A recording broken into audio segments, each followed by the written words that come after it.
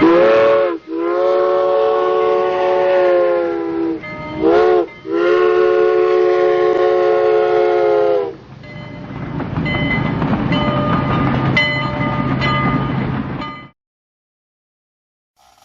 when we get to the roof section, we have two of them. What I want to do, if you notice on the back, there are these slots. Those will be the top of the roof. So basically we have three sides that need to be painted, and they need to be painted the color of the trim. So what I'm going to do is get on my glasses, because my eyes aren't as good as they used to be, so I can see.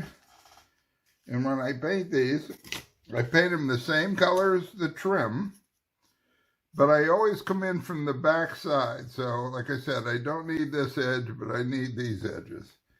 So I move my paint to this side.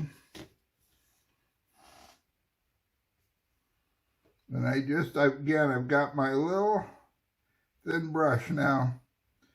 I really would prefer not to get any on the shingled side. We're going to paint that a dark gray later. But I find it best to start painting my trim color on the edges, because these laser cut edges will really soak up the paint. So you're going to need to give these several coats. So I do it before I paint the gray. Obviously, when I paint the gray, and I got a little bit on there, but I'll just wipe that off. When I paint the gray, I'm going to get some gray on the edges, but I'll go around and do a last trim piece.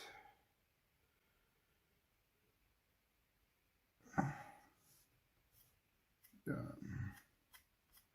Just want to keep that off. That'll be covered by the gray eventually. This isn't the best brush. I actually have a better brush for doing this, which is a little stiffer. This is where I would say you might want to use a stiffer brush. But it's going to take several coats.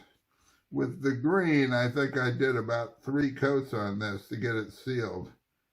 Then I painted the roof. As you can see, I'm shaking a little, so I'm going to put it on the edge of the table. That's why I say, if I can do this, you can do this. You just got to be patient. I'll screw it up, but all screw-ups are correctable. That's the way I look at things. If you don't try, you won't succeed. Little grandpa's wisdom. Okay.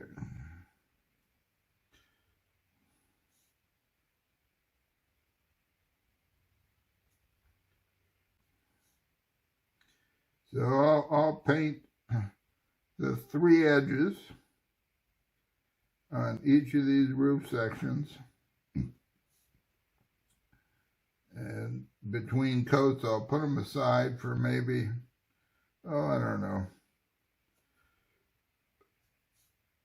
20 minutes or so, until I think that the paint is sort of dried.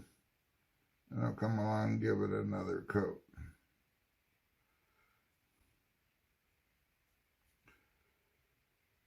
All right, again, I'm not going to bore you with this, so I'm going to turn off the camera and finish painting. Let me get, I do keep around paper towels. And again, I spilled over a little bit, but it doesn't really matter. We're just going to rub it off. You try not to get big globs on there. All right, so I'm going to turn off the camera, and I'll turn it back on when I'm ready to do some more painting on the roof. Our next step on the roof is to paint the shingles and paint the trim. Now, before I start, I gave this, hopefully you can see this, I gave the edges about 3 coats, came out fairly nice. we're going to mess that up when we paint the shingles. And by the way, I got it all over the back. That doesn't matter. We're going to paint this, the barn red anyway sometime. But I just wanted to point that out because it sets a good base. So the thing we need to do is get our ridge trim out of the box. And that's in the trim bag. We ought to find it.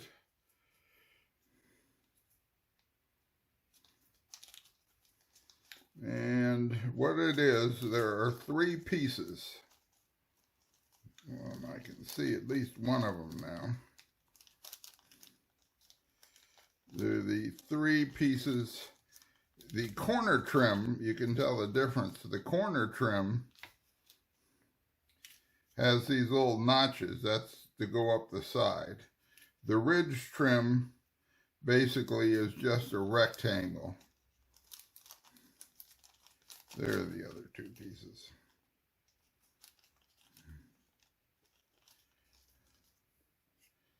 Now, before we paint that, we need to prepare it. And by prepare it, I mean we need to put a little bend in it. Again, I don't know whether you can see this. Hopefully you can.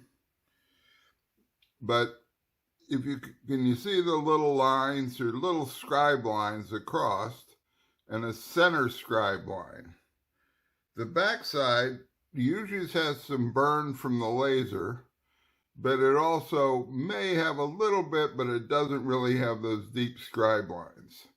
So that's the back. What we want to do is bend this so it'll go across the ridge. And we do it just by walking down a little bit. This is only going to be bent at about a 60-degree angle, so we don't want to overdo it.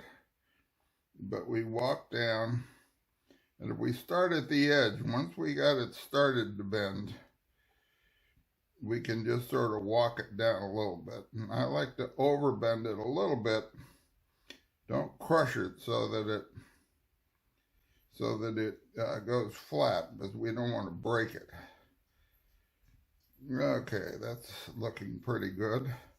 Now, see, even though it may be a little crooked when you start, it also sort of straightens it out quite a bit. So for now, that's what I want, right about like that. We can bend it more later. Now, I gave you 3 of these since you could break one, and I don't want you to ruin your model by doing something that you haven't done before. So I decided I would just give you an extra one. You're only going to use 2 of these. What I do is I do all 3 of them. If they all 3 come out fine, I paint all 3 of them. And then I pick the 2 that are best and use those on the roof. So, see, this just takes a few minutes and then we'll be ready to paint. While I'm doing this, we're going to paint the roof with the sponge, but I'm going to try this synthetic sponge. It's actually an artist sponge that I've cut up, but they're cheaper than the other ones. You'll also notice I'm not going to use an ink wash on this before I do it. And in fact, what will happen is when I'm done, I want to paint the whole thing. I'm not trying to look for a poorly painted roof here. I want to paint the whole thing because this time I'm going to do the opposite. After I get done, this will be a basic gray, not too exciting gray, in fact. Fairly even, smooth, very consistent. I'm using the sponge so that instead of a brush, but I don't want to fill in those lines. I'm going to do my pounding, but I want to do it in such a way that I keep those lines open. Then after this dries, I'm going to come in with a dark ink wash, and I'm going to just pound that, not pound, but just use a brush and tap it on. And that will give a sort of a variation in color of the roof that looks very much like shingles. So that's going to be the technique. I'm going to just paint the gray now. I'm going to put back I'll put back in my kit the rest of the things, but I only need these three, and they're all going to be painted gray. I'm using Apple Barrel Pewter Gray for this, just a matte acrylic. Again, the 54-cent paint at Walmart. You can get it online at Amazon for 54 cents too from some sellers. So that's another source. And if you're Prime, you get free delivery, so I don't understand how they do it. I ordered some online one time, and it came a bottle at a time, which made no sense, but...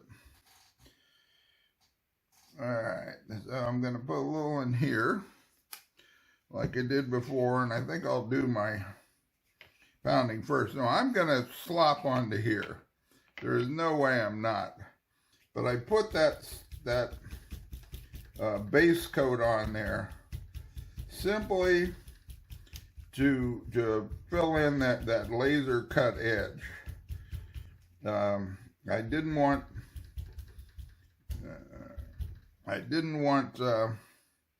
I forgot to tap it on my board. I screwed that up a little bit, but all that means is you got to do a little more sponge tapping to get up the ink that I should have. What I should have done was I should have taken some off my sponge before I started by tapping it on the cardboard. But everything's repairable.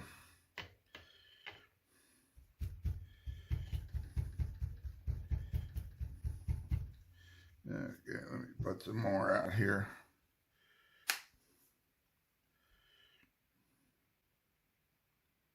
Yeah, I've done several roofs with this bottle. And, oh, no, I'm not running out. I waited like I still have over a half bottle, even though I've done, like I said, several roofs with it.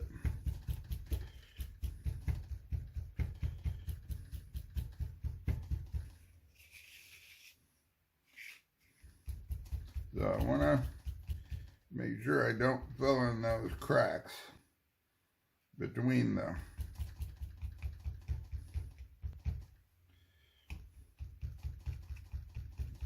if you just rotate your sponge, you'll find a spot where it'll pull some out.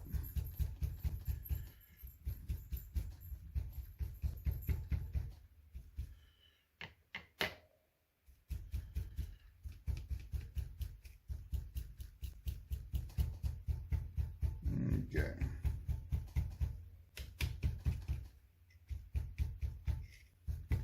Now I can see how I got that paint out of there. I can suck some of the paint out of the cracks now. Turn my sponge around.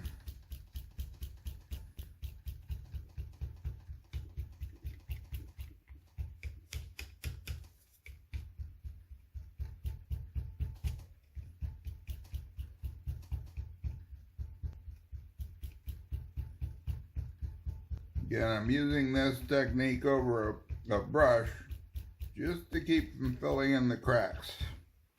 I want it to be solid. Okay, I'm going to call it quits on that piece. And before I do the other piece, I'm going to show you, to keep the video shorter, just have a soft brush. And I actually have two. I'm not sure this one is going to work. So I put one of my little 10-cent brushes out there. Yeah, this brush is a little too hard, harder than I prefer. So I'm gonna use my little 10-cent soft brush and paint right on this ridge vent. Now, since this is gonna be on the roof, you can touch it up, but I like to get the edges before I mount it. There, you get the white edges, or the white will show through. Since this is styrene, if you use a soft enough brush, you can get pretty good coverage the first time. But you're still probably going to need a couple of passes. And I'll do one side like that and basically lay it down, let it dry a little bit, and then come back and do the other side. So let me just do the one side of all of them. And then, like I said, I'll come back later and get the other side. Get the edges, get the ends. You don't need the underside of this, definitely, but do try to get the edges and the ends. And again, hopefully you saw, there are little marks in this, so you don't want to really fill those up. That's why if you paint all three of them, you pick the best two that you painted and give you the best result. Okay, let me...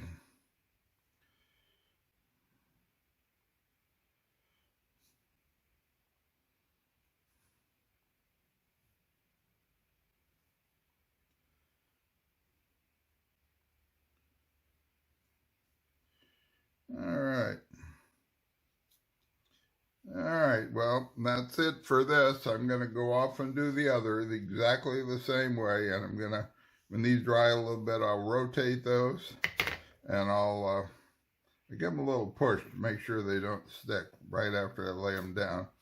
But I'll do the other side, and I'll be back later.